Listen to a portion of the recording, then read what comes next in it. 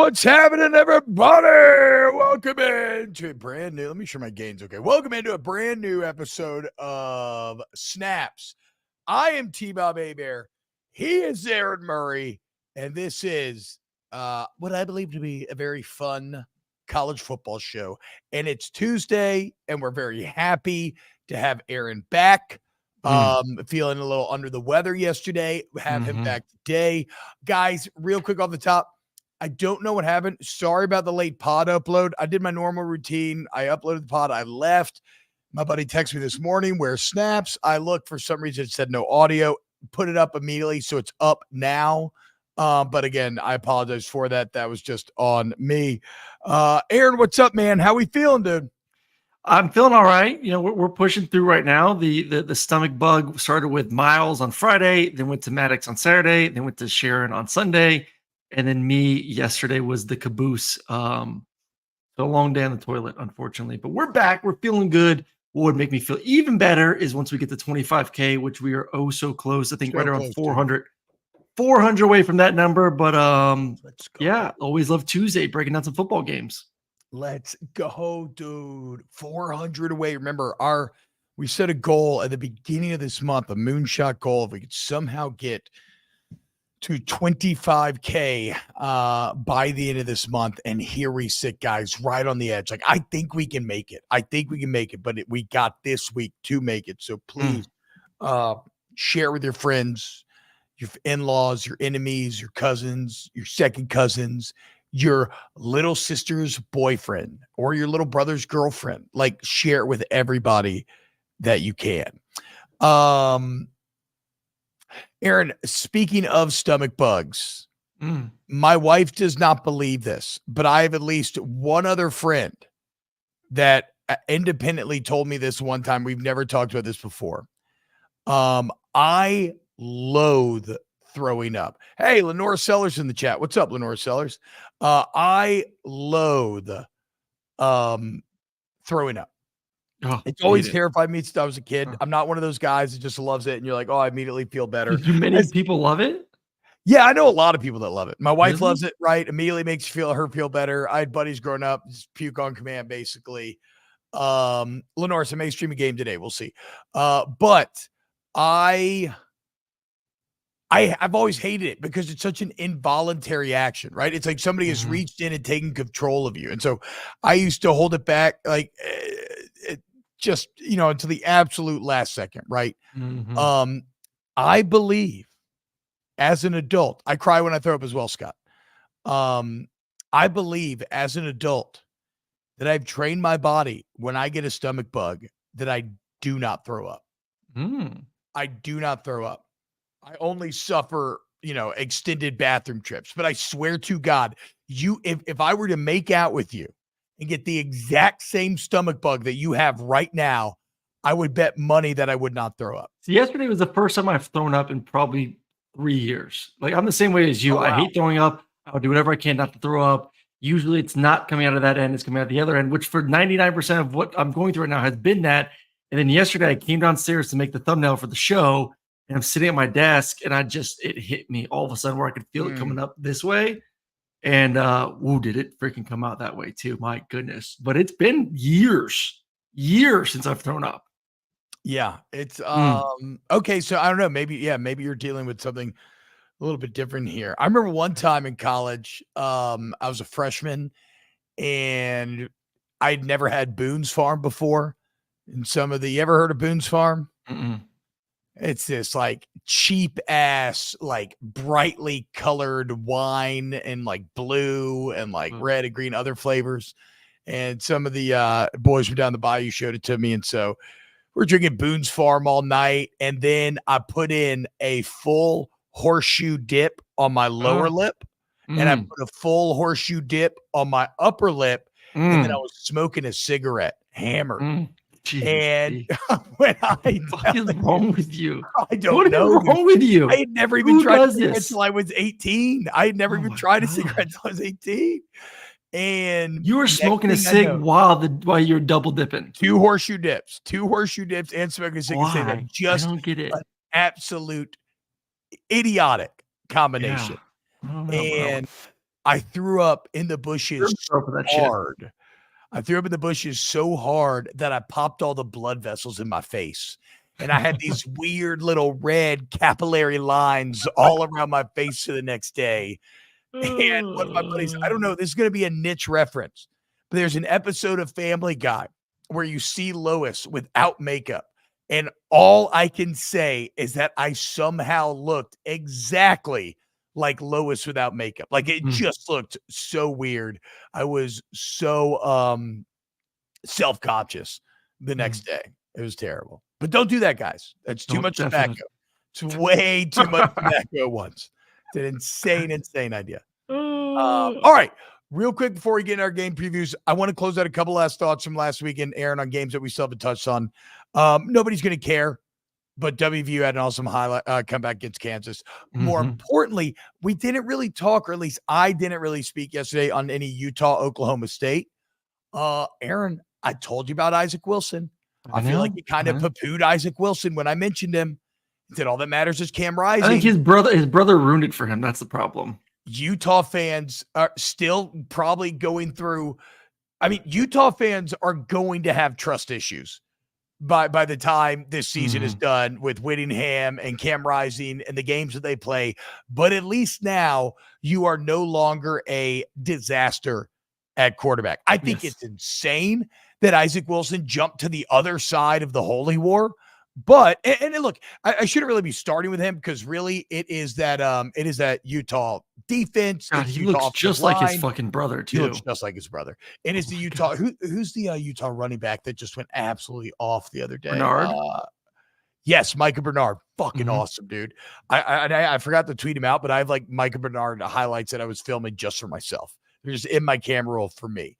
But Utah, without a doubt, and this is why I just want to mention it up top. Utah, Aaron, do you agree or disagree? Without a doubt, the favorite now to win the Big 12. Yeah, they were the favorite heading into the season. Yeah. The way they just took down Oklahoma State. And Oklahoma State's still not a good team. Oklahoma State should have 2 losses. I mean, yeah. Arkansas dropped the ball on that one a few weeks ago there. And Oklahoma State may be the weirdest team in college football this year. With all the returners on offense, with all the returns on offensive line, with the best running back in the country returning, with an experienced quarterback, and they can't get it done. They can't run the football. Well, where the fuck is Ollie Gordon? Where is he? I'm with you. Where's the Can't offensive find that line? man with a search warrant. I know. My guy holding but no, it's Utah. Crazy. And how about BYU too? BYU kicked some ass last week as well. Yeah, beating the shit out of Kansas. They beat the shit out of Kansas State. Didn't BYU drop an early game though? No, they're undefeated, 4-0. Oh, really? Yeah. Okay. Kansas has been a big disappointment, certainly. BYU's in the top 25 now. Okay. Okay, I see you. I see them. Oh my God. Are we going to get a Big 12 championship holy war? Do you know how insane that would be? BYU versus Utah, which is already going to happen in the regular season, November 9th. What if you got a rematch in the Big 12 championship? That would be insanity. TBob seems like he would love to play for Kyle Whittingham. I feel like Kyle Whittingham probably great to play for. It just seems hard-nosed. Yeah, just fucking run the ball, right? I like to run block. Most unathletic O-linemen do. I hate pass blocking. So fuck yeah, stick me in a Kyle Whittingham office. I only got to pass block 20, 25 times a game. That's like, I mean, I live that shit with Les Miles. Let's go. I can do that. Carolyn, welcome.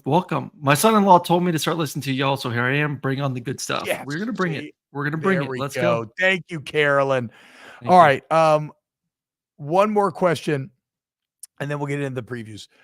Tex-Mex asks, TBob and Aaron, should Texas fans be worried about the lack of sacks from our D-line, or is that a product of QBs getting rid of the ball fast?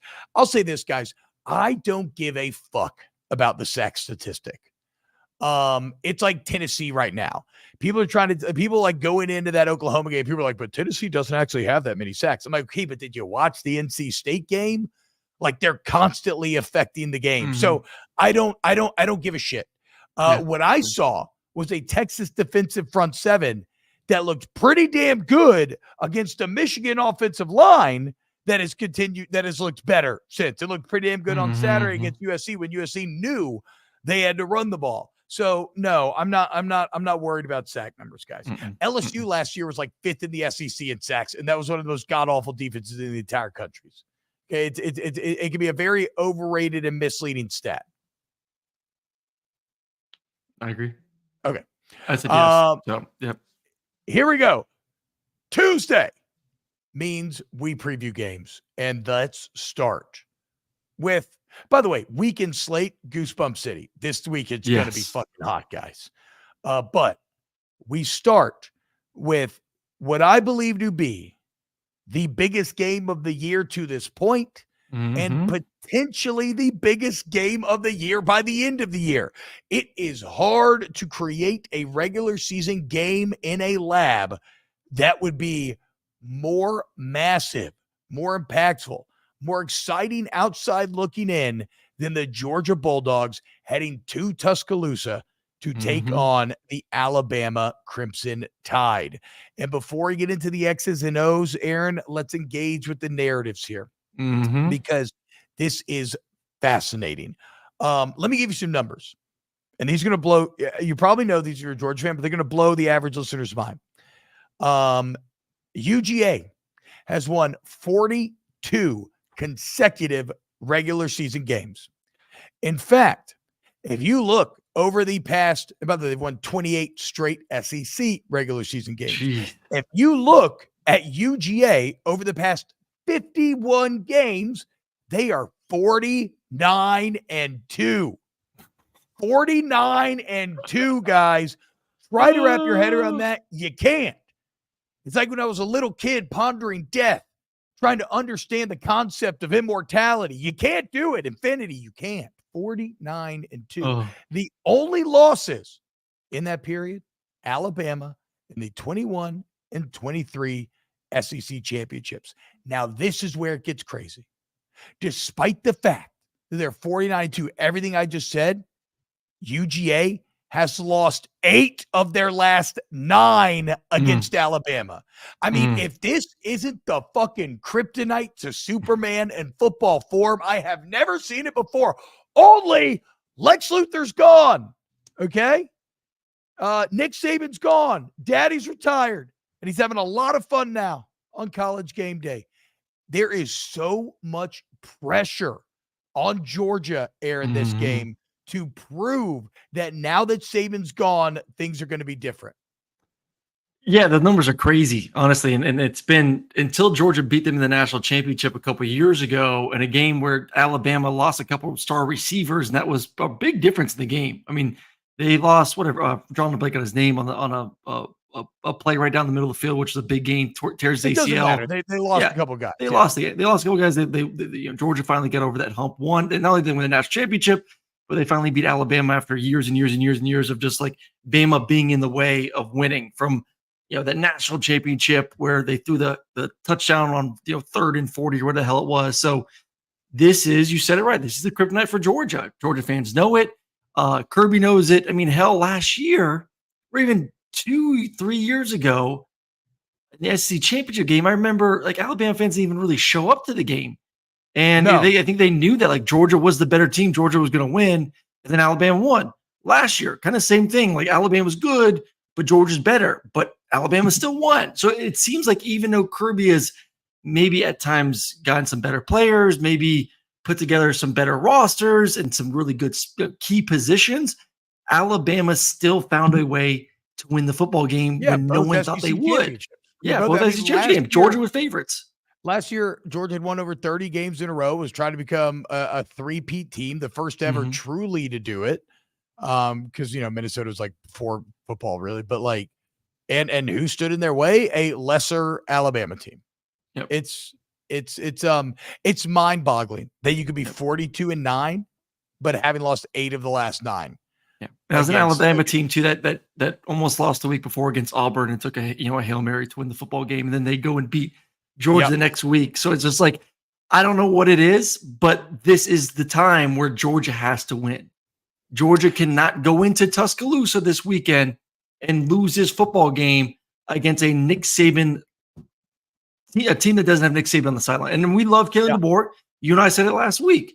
Kalen DeBoer is probably the number 2 coach in all of college football right now. And a very good big game coach. Very good big game Very good big time coach. Big game. I mean, like in a massive, like, gotta have it game. Kalen DeBoer has been fan-fucking-tastic. Yes, but Kirby has to win this football game. Georgia has to win this football game. So I would say more pressure on the dogs than Alabama. Easily. Way more pressure. No, I think DeBoer is playing with, like, pure house money here. Mm-hmm. Like, I mean, because will people be upset if he loses at home? Yes. And will they be like, it's not Nick? Sure, whatever.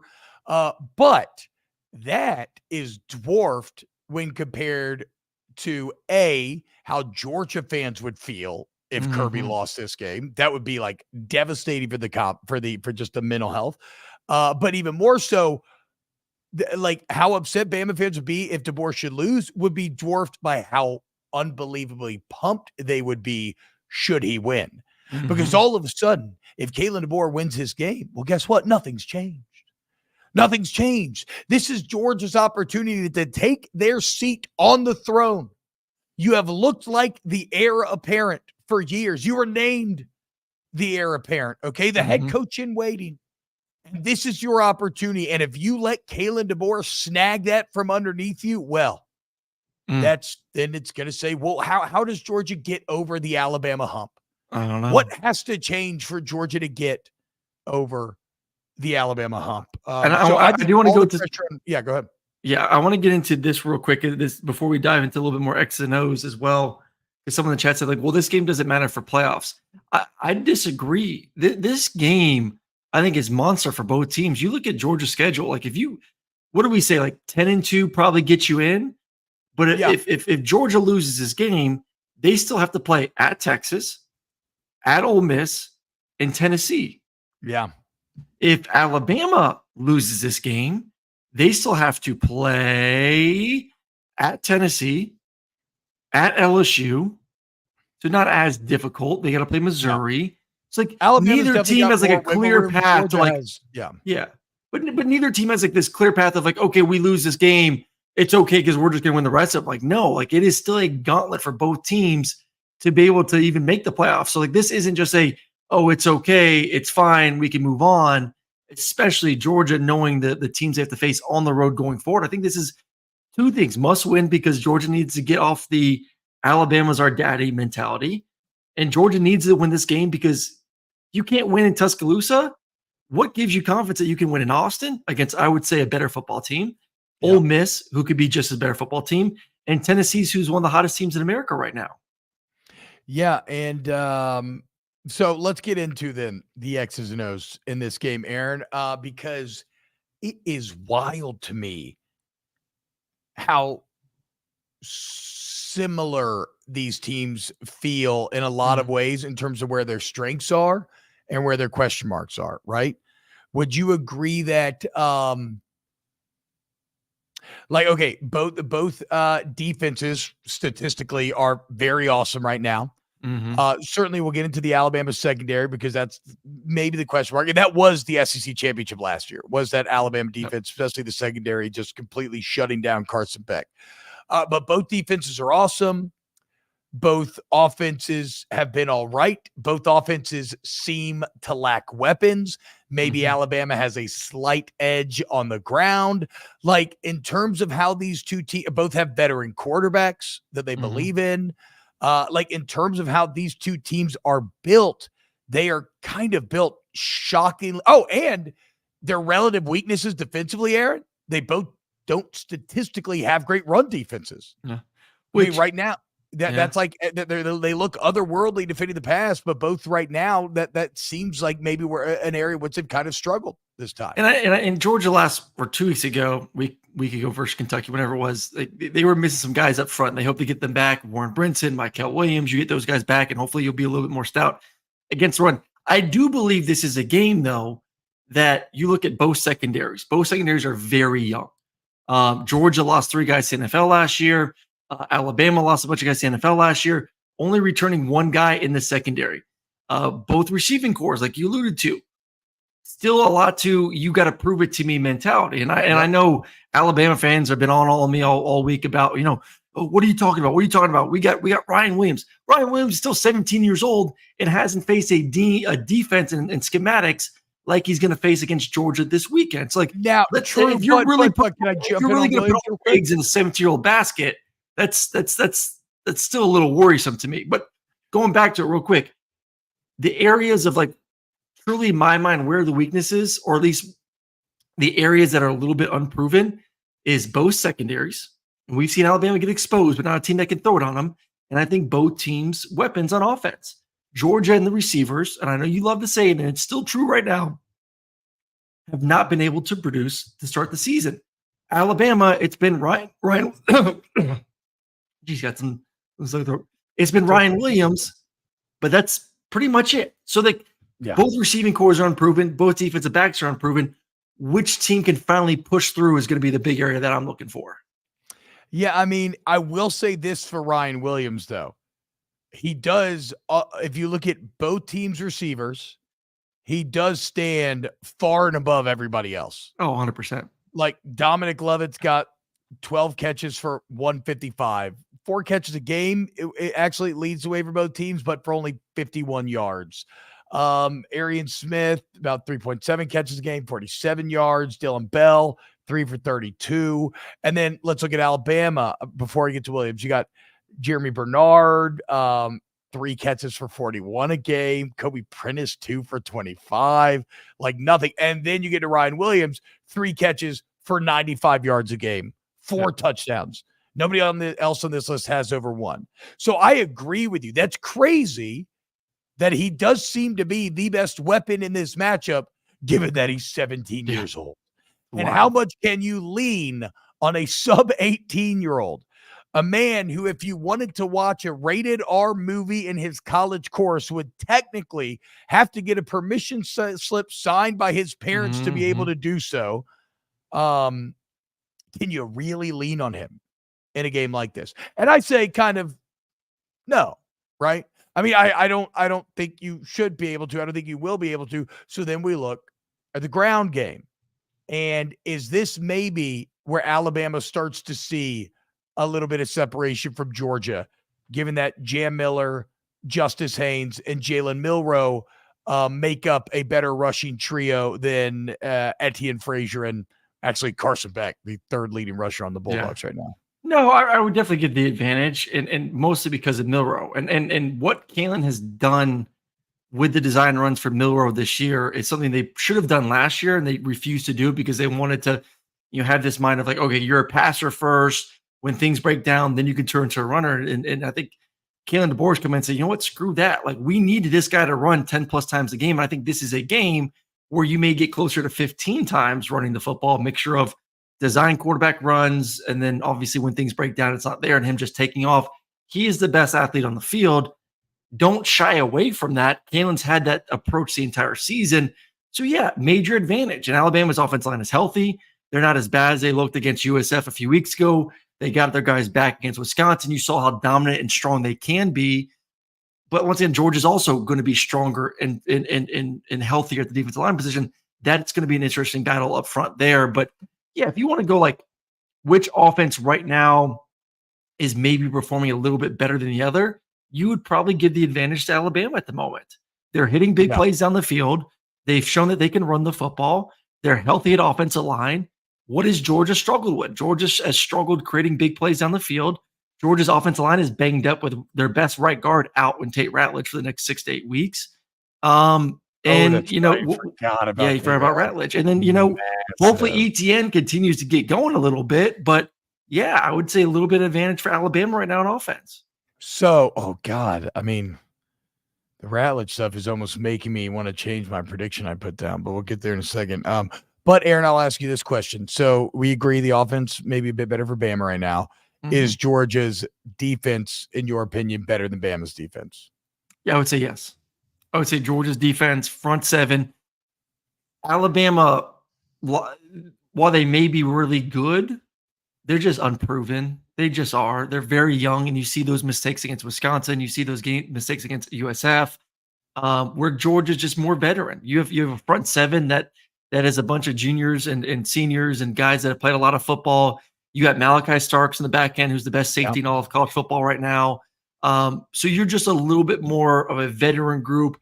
been there, done that, played in big time games. The moment's not going to be too big for them. So like I would give a more of a significant edge to Georgia's defense over Alabama's defense than what we just discussed with Alabama having a slight edge offensively over Georgia's offense. I could agree with that. Though being at home is going to cause Alabama's defense to get juiced up a little bit more, have a little bit more of an advantage, having Georgia have to go to silent count and everything. And again, not having Tate Ratledge does kind of make Bama's defense better just by hurting Georgia. How big is this for Carson Beck? I think this is big because Carson has not had a good start to the season. And all of a sudden you start looking around for, why did Carson come back? Obviously he wanted to win a national championship. He wanted to put himself in a situation to be the number one pick in the NFL draft. And right now there's other quarterbacks that are playing better than him. You have Ewers that's playing better than him. You have Cam Ward who's playing better than all of them at the moment. And that's a guy that's going to continue to get a lot of buzz when it comes to the NFL, which is his playmaking ability. So you lose this game, like we talked about the schedule, you're losing an opportunity to be a Heisman guy, to win a national championship, and you're going to move down the boards when it comes to the NFL draft. So like there's a lot on the line for Carson in this game and going forward. He is the guy that can separate himself from the pack when it comes to Heisman chances and All-American chances and everything else by winning these games. But he can also significantly go back if he does not perform, because guess what? Like you started this whole conversation with, this is the biggest game of the season so far, going to be one of the biggest games of the year. Yeah. Everyone is going to be watching this game. You will be judged for how you go to Tuscaloosa and play against Alabama. It's going to do 12 million at least, if not more. And we're going to learn about Jalen Milroe as well, if you flip it to the other side. Because right now, Jalen Milroe feels but Jalen plays big in big games. Yeah, he always does. But he also feels like he's improved, in my opinion, over last year a bit. Like the running threat is all still there. The explosivity is still there. I mean, maybe he just doesn't have to develop the middle portion of his game, although to beat a Georgia, you're probably going to have to do more of that. But like, as someone who really championed the potential of Jalen Milroe all off season and championed the growth that I thought that he would see under DeBoer, the USF game muddied the picture. Not his fault. We talked about it. The O-line was absolutely awful. Not his fault, but it did muddy the picture a bit. And Wisconsin, that's fine, but it's Wisconsin. So this is going to be, I think, the real test to my theory. Okay, is Jalen Milroe like an actual Heisman favorite here? And so, I mean, that's how high the stakes are. That's what's on the line for both of these guys under center. Also, I think Carson Beck's dealing with the legacy of Stetson Bennett here a bit. And I know all of Bennett's game traditionally came in like the playoffs and the national championship, but the bottom line is that Bennett was a big gamer when the biggest games were there, when it mattered the most, maybe with the exception of that SEC championship a couple of years ago. What did he do next? He immediately bounced back, got it done. So here's where I'm at. They gotta make Carson comfortable. He was not comfortable versus Kentucky. It's a good Kentucky defensive line, but this is going to be a louder environment. This is a better defense overall. If Alabama could make him uncomfortable and do what Kentucky did, which is possible, then that's a rough recipe for Georgia. That's rough. Yeah, I mean, just where's the threat from Georgia outside of having overwhelming talent? And the problem is a lot of that overwhelming talent, it feels like it's always on the line of scrimmage. So when you lose Tate, how much then does that take away from a backfield that's already been relatively unexciting? And listen, Etienne has looked good since he's been there. I mean, Etienne's only played 2 games. I'm saying, 78 yards a game, but Jam Miller's at 88. Justice Haynes at 55. Yeah. Frazier and Etienne are at 78 and 37. It's just. Yeah, I'm with you. I'm trying to find a way here, but like, I think Georgia has the guys. I don't know why it's not turning into success. And maybe I'm just wrong on this. Maybe I am wrong. Maybe I'm just been hoping that finally Georgia, after a decade of not having elite talent on the outside, finally they were going to get there. And for some reason, just doesn't happen. I mean, look, last year it's not happening right now still. Andrew Cooper says UJ's advantage is bludgeoning it at the outside zone. No, you can't bludgeon Alabama defense to death for that. I don't think. Like, you got to be more dangerous. Carson Beck is going to have to prove to be the number one guy. What Why is Georgia favored then, according to Vegas? Well, what's funny is, Aaron, after all this talk, I'm still picking Georgia. Oh. And the reason is maybe a bit rudimentary. Again, I think these two teams feel incredibly similar. I mean, statistically, they are unreal similar, right? Kind of a lack of weapons, as we talked about, dominant defenses, but a rush defense that can, doesn't have the best numbers for both teams, experienced quarterbacks, everything we just said. The thing is, I'm going with Kirby because ultimately he's had more time at Georgia than has Kalen DeBoer. So I'm quite, and you could call this a weak analysis, and I'll say admittedly so. I just can't wait to watch these two teams play. I can flip a coin, but I'm going to give my personal edge to UGA just because Kirby has had more time to bake that culture. And if he can't win this game, well, then the noise is going to get very loud from these Alabama fans who will be beside themselves with excitement. Yeah. Obviously, you know where I'm going with this one. I'll go Georgia wins the football game, but I didn't know. Your setup kind of made me think you might go Alabama. I'm very, very nervous. I mean, I went back and watched the Kentucky game again, and just does not give you a lot of confidence. I mean, Alabama went on the road to Wisconsin and took care of business in a big way. And I know Wisconsin lost their quarterback in the first quarter to a torn ACL. That game's relevant to me, though, to this game. Yeah. Completely irrelevant. Georgia's not going to approach this game at all in the same manner they were Kentucky. They give a fuck about Kentucky. What I'm saying is, like, you saw Alabama at their worst versus USF and missing guys and how bad it could be. Then you saw when they're healthy how good it can be. Georgia, with a lot of their pieces, especially on offense, intact besides Tate, did not look good. It's like that's the last thing, and they haven't looked elite the first two games of the season either. That's so true. It's not like it's just a 1 game sample size. It's like you only look good for a half versus Clemson. The second game you played some scrub and it was good. It wasn't great. But Alabama has done nothing that matches that second half against Clemson, especially the more and more we see of Clemson and how good they have looked. Let's not completely just debase Georgia here. This is just great because this is just great on great, man. Great coaches, great programs, great brands, great setting. Gonna do 12, 14, 15 million people.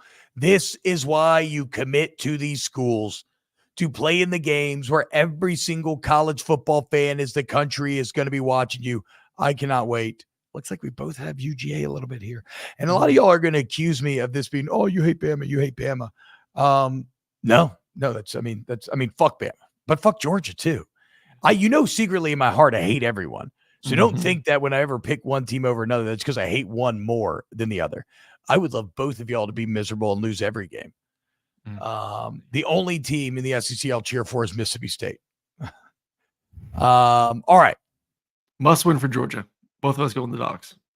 Yeah, narratively, that is not a conversation. No. Way more pressure on Kirby and UGA than there is on DeBoer and Alabama. Okay, next on this list.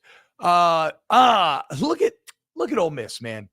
Trying to build a program, trying to get to be a contender a la Georgia, and here they're about to embark on one of the tried and true paths to convincing people are real. They're going to play the Kentucky Wildcats, and they're going to beat the shit out of them, and then we're all going to crowd them, and we're going to fucking crowd them. Let's go, Lane.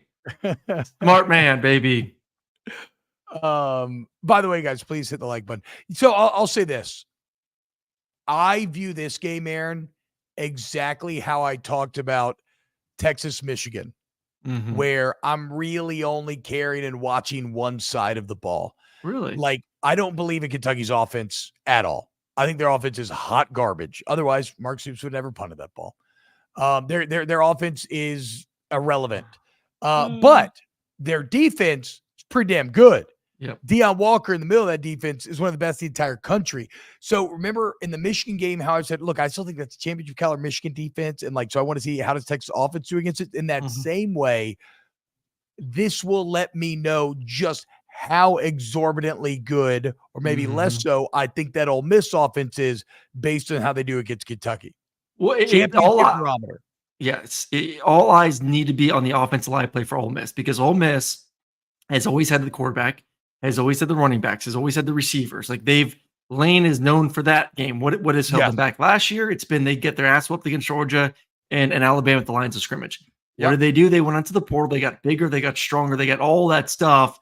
And they feel like they have that. It's just the chemistry is not 100% there. It's like this is a perfect gauge of Kentucky's a really talented defense. I think they're very talented on all three levels. Like just go back to the Georgia game and watch how good they were against that offense, which is not Ole Miss standard, but still they took care of business there and they stopped Georgia from running the football. So can the offense, Jackson Dart will be fine. The running backs will be fine. The receivers will be fine. Ole Miss is going to win this game, but I'm going to judge Ole Miss as a contender or not a contender by how that offensive line protects and how they're able to run the ball consistently and move it against Kentucky's defensive line. If they can prove to me that they can do that, then they become one of the scariest teams in all of college football. Yeah, so we're saying the exact same thing. You've just done a very shrewd job of zooming it in further because you're right. Like I said, I want to judge the offense, but you're right. We know about every other position on the offense. It is just that offensive line. Demisumu Karnbay was really good against. Okay, so but let's talk about the Kentucky offense. I think you probably have more thoughts than I do. Do you think Kentucky offense tests Ole Miss defense at all here? I do. I think it depends on flip over to the other side too. Kentucky's O-line has been kind of up and down this year. You know, protecting Brock has been an absolute nightmare at times. Go back 2 weeks over South Carolina. South Carolina beat the shit out of them up front. And Ole Miss not only felt like they got better at O-line, but obviously they got really good at the defense line position. Like they went out into the portal and got two of the biggest names on that side of the football, the defensive line. So, you know, can they dominate we never talk about Ole Miss dominating the lines of scrimmage. I want to walk away from this game if I'm a Rebel fan saying we beat Kentucky at the lines of scrimmage, both offensively with our line and with our D. I think that Ole Miss D-line is going to dominate. Yes, I agree with that. The Kentucky offensive line. I agree with that. I think because Kentucky has great receivers. Dane Key's a beast. Barian Brown's a beast. Jamori Macklin is really darn good. You know, Sumo Kongbe's had a really couple, fantastic games. I think Brock's starting to come into his own a little bit, heading into his 5th career start right now. But Ole Miss's defensive line should dominate Kentucky's offensive line. Plain and simple. The key to this game is Ole Miss is not receivers, not quarterback. It's the line of scrimmage. Have you evolved on both sides? And this is a good gauge of that. Yeah, and I know I was being a bit flippant and trying to be funny in the setup about, like a tried and true tradition, beat Kentucky and beat crowned. But to your point, Aaron, I agree with everything you said. If they go out here and look that solid on the lines, then yeah, all of a sudden because right now the elite club is Texas. And then actually, I'm going to use a pretty broad. I'm going to be a little broad here. I would say the elite club right now is like, Texas, Georgia, Alabama, Tennessee. And Ole Miss is right there. The only reason they're not there is because they don't even have a single SEC test or anything to hang their hat on. Mm-mm. This becomes that. You dominate line of scrimmage, I put you up there with all those teams 100% right away. 100%.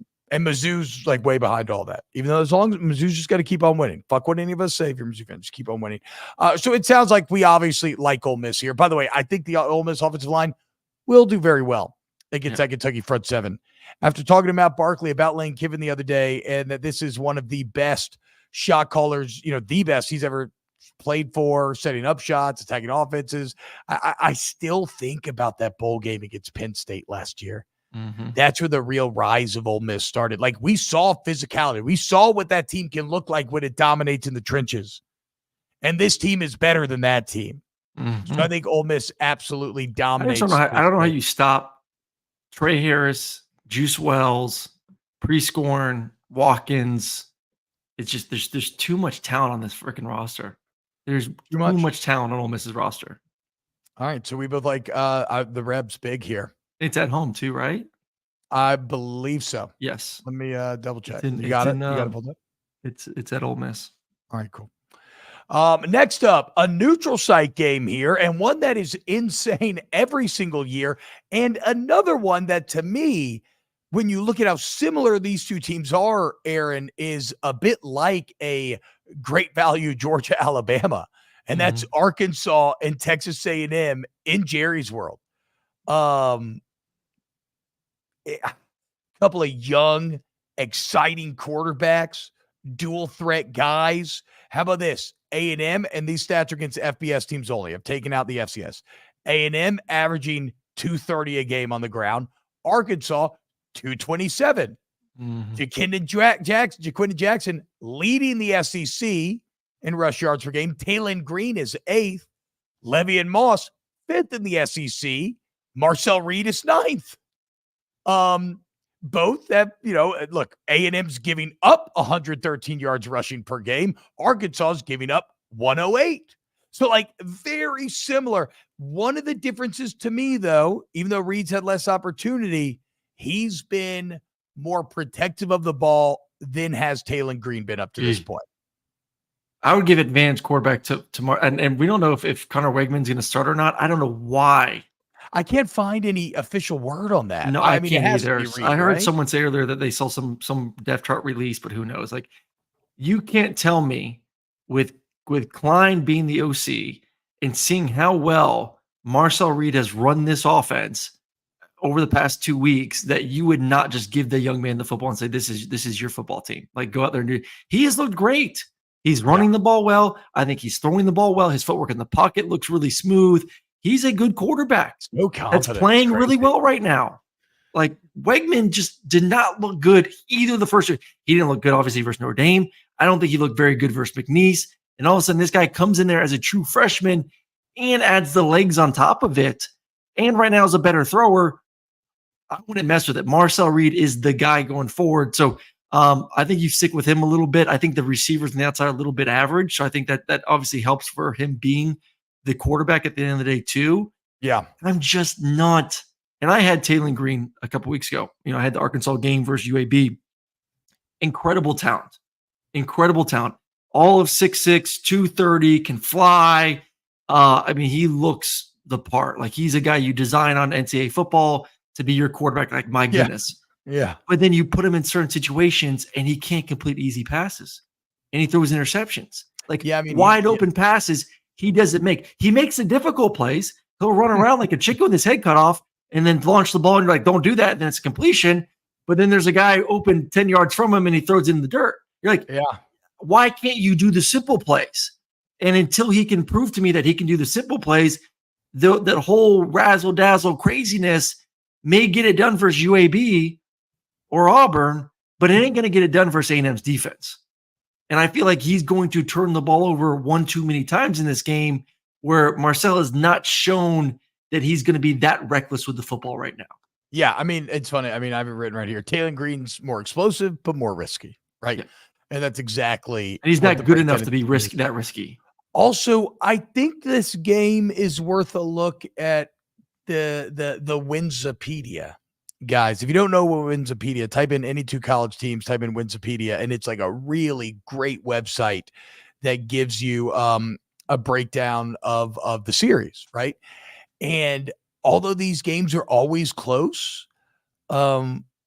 Arkansas just finds ways to lose this game year in and year out. A&M's won 11 of the past 12. Mm-hmm. And don't get me wrong, I love embracing the hog. In fact, like a real radio man, I was doing a men's sexual wellness read this morning, talking about ED. And I told the people to embrace the hog. Okay. It's time. That said, my instincts here keep bringing me back to Texas A&M. Mm-hmm. Better overall talent. Yeah. A better overall defense. A less risky quarterback.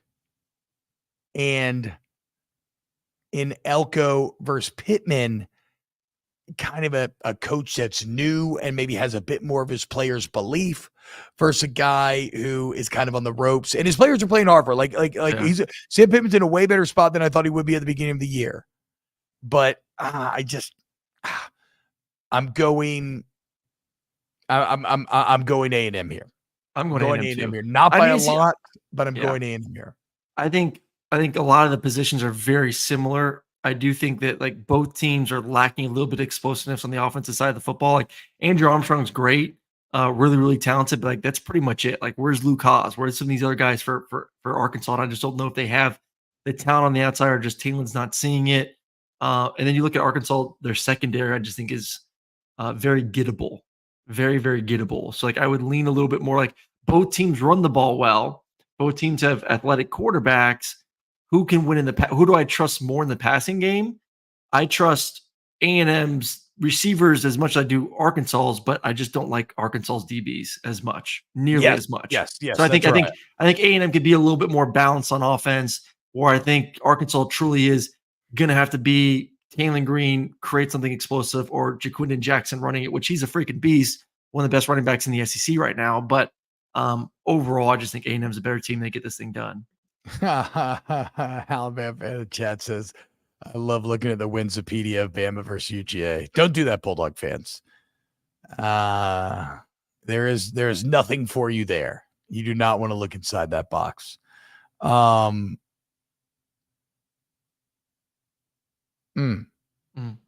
had a joke. Oh wait, no, not a joke.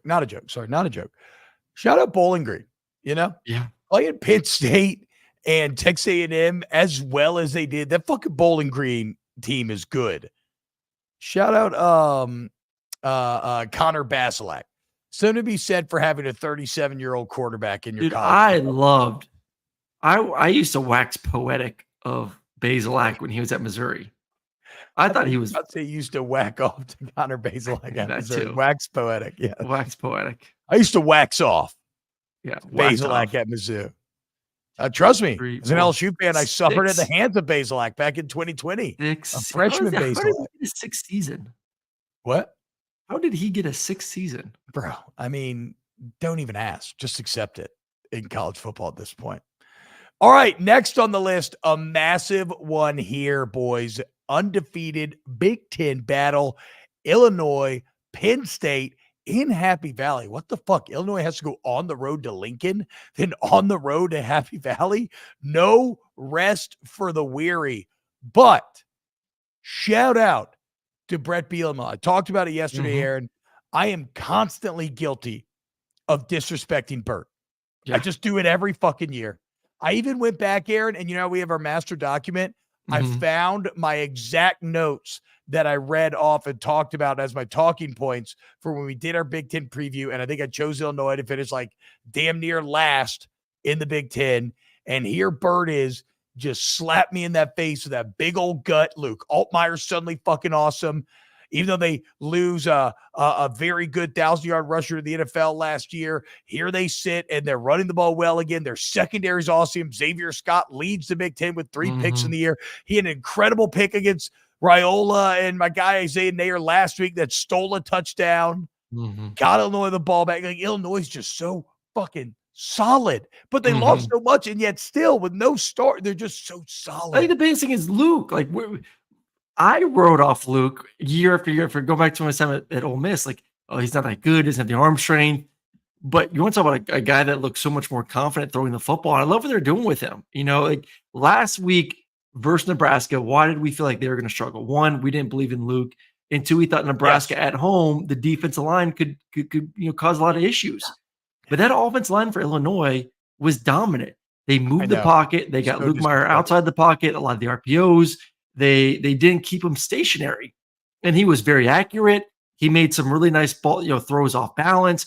He just looks like a different guy. It's amazing when you get to your 10th year of college football, how much better you can be. Luke Altmaier is the perfect example of just give me more years. I'm eventually going to get to the point where, maybe people thought I'd be coming out of high school, so he was a big time recruit coming out of Starkville High, right? And then even though his father is an orthopedic surgeon for the Mississippi State team, this little hoe ran off to Ole Miss. Then he found his way to Illinois, and credit to him. Again, the transfer portal continues to save quarterback careers and make really good football teams across the country. They got a good team, man. I like both the receivers, Pat Bryant, Franklin. I mean, their defense last week literally played bear. So for people who don't know bear, it's a head up, 2-3 techniques, 2-5. You want to go against it because you want to get one-on-ones against the O-line. It's a really good way to get teams away from running the football. Nebraska couldn't run the football against them at all last week.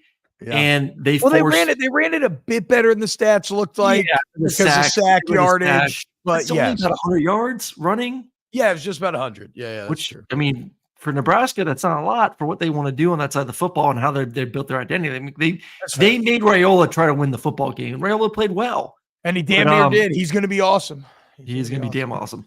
I just think Penn State is just a little better than Nebraska. Like, they're the next step up.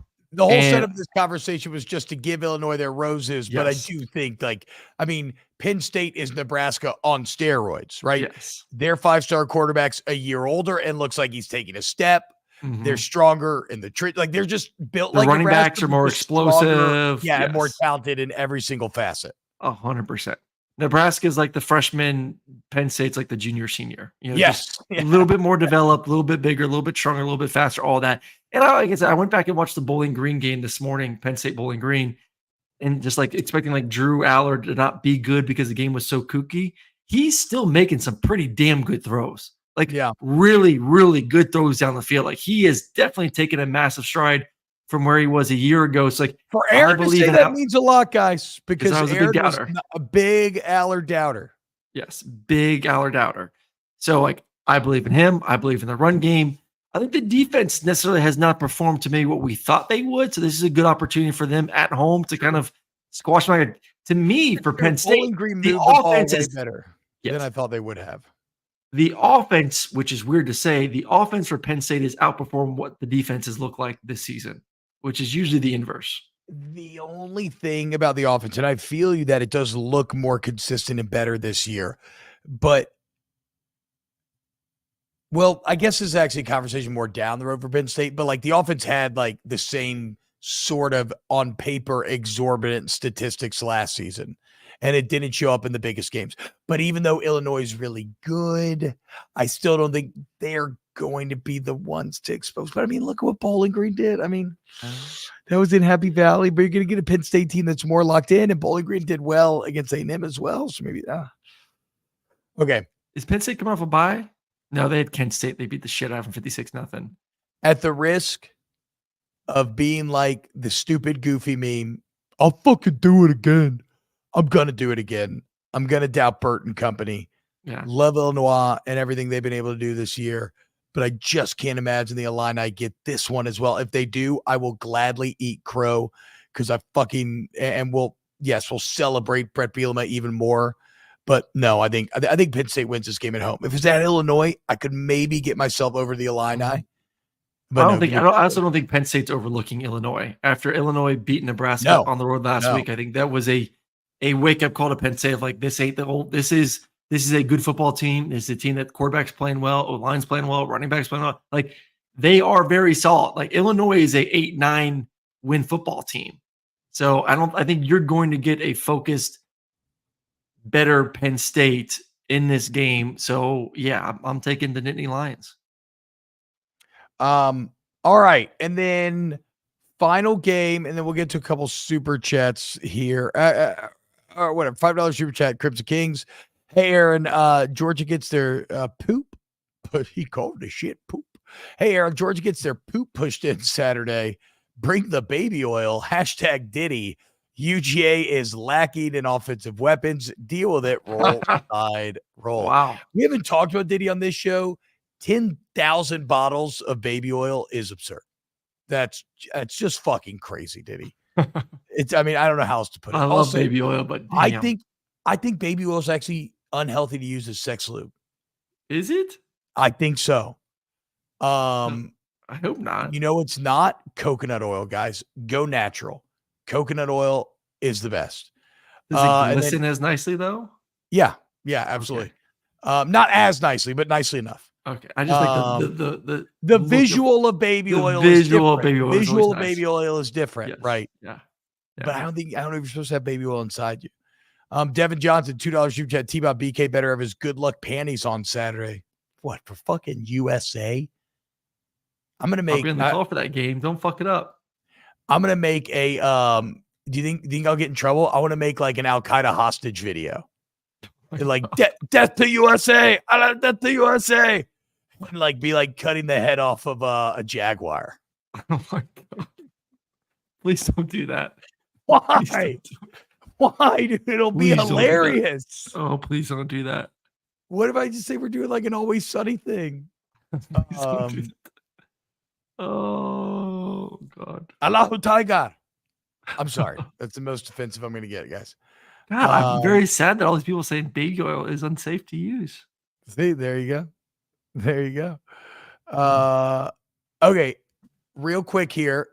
I think we'll push back a full Oklahoma Auburn discussion to tomorrow and Louisville Notre Dame. And we'll preview those tomorrow because I know you got to go, Aaron.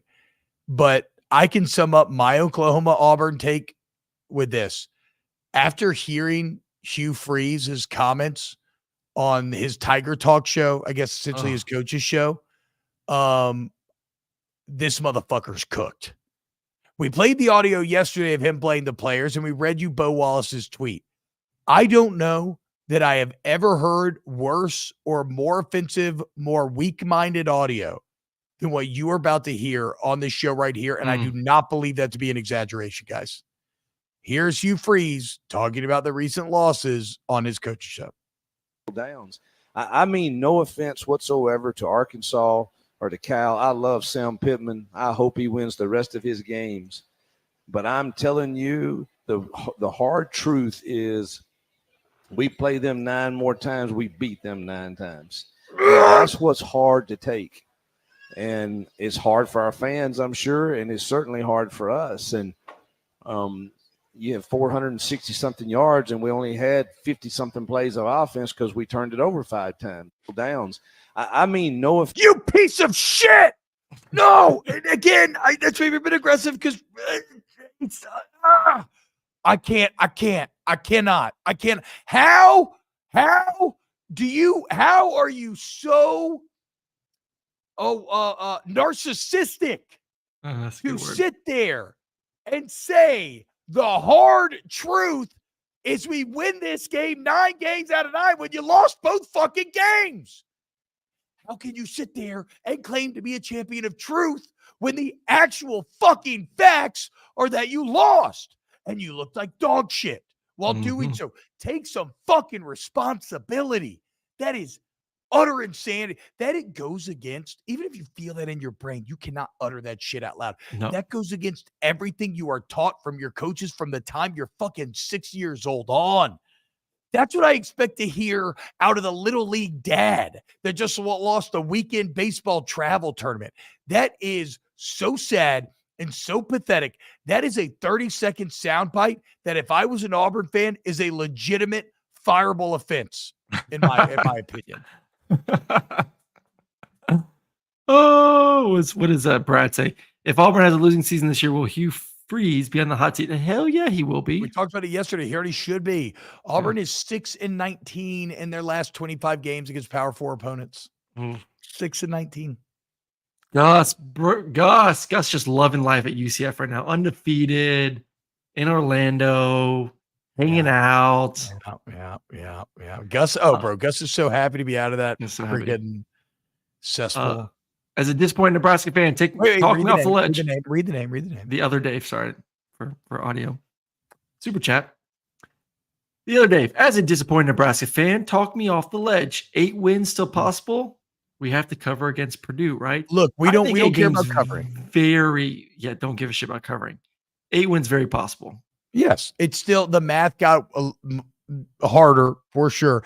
But again, and I know Nebraska fans are getting sick of hearing this, but we talked about it on yesterday's show. You have a phenomenal quarterback that's getting better and better every week. You still have a really good coach. I think you're still good on the lines of scrimmage. Last week, supremely disappointing, but look at it. You were right there. You had the incredible pick in the end zone by Cox that we mentioned. You had a field goal kick missed, an easy kick with 3 minutes left.